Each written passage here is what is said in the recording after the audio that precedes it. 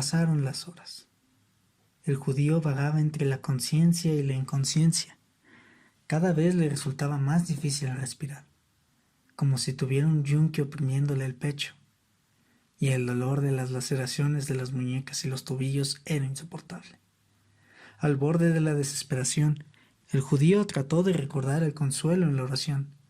Cerró los ojos e intentó rememorar los rostros de las personas que amaba, pero solo podía recordar aquellos que le habían llevado allí, los sacerdotes que le habían acusado por envidia, los jueces que le habían condenado a cambio de oro y plata, el gobernador que le había permitido aquello por cobardía, el mezquino populacho que había jaleado la sentencia y los soldados que le habían torturado por diversión. ¿Se suponía que él debía morir por ellos? ¿Por aquellos miserables? ¿Acaso merecían algo mejor que la condenación eterna? ¿O es que acaso el Creador es tan infame como aquellas criaturas? Al fin y al cabo, se suponía que las había creado a su imagen y semejanza. Trató de apartar aquellos pensamientos de su cabeza, pero le fue imposible. Su sufrimiento era atroz, injusto, desesperado. Alzó la cabeza al cielo y gritó: «Elí, Alí, lema sabactani». La risa borboteante como aceite derramándose de un pellejo de uno de sus compañeros de crucifixión le hizo volver a la realidad. El que antes lloriqueaba tenía la barba caída sobre el pecho y los ojos cerrados como si durmiese.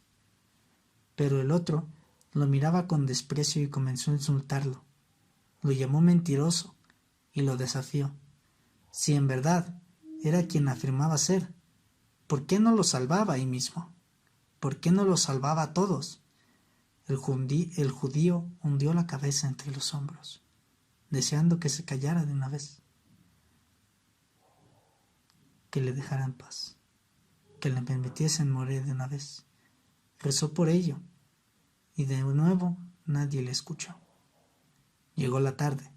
El dolor y la sensación creciente de asfixia estaban más allá de lo que podía soportar, pero sus oraciones eran desatendidas, y el Señor ni siquiera le concedía la piedad de la inconsciencia de la que disfrutaban sus compañeros.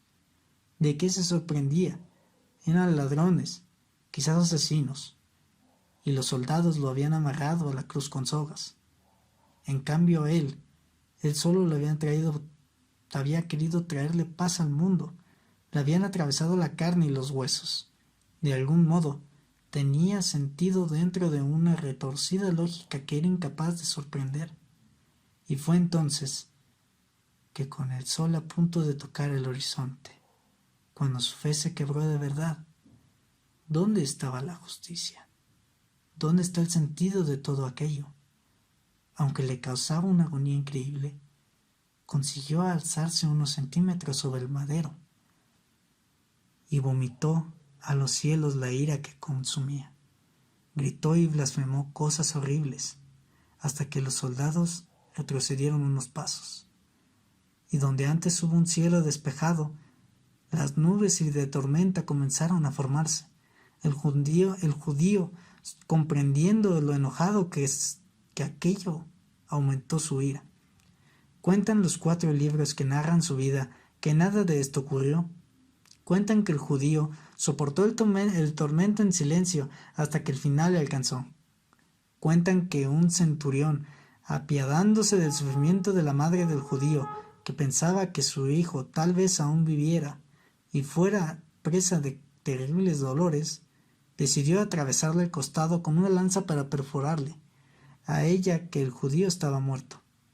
También cuentan que la herida de su mano, agua mezclada con la sangre, y que cuando esa agua, arrepintiéndose públicamente de sus pecados, proclamó la divinidad del judío,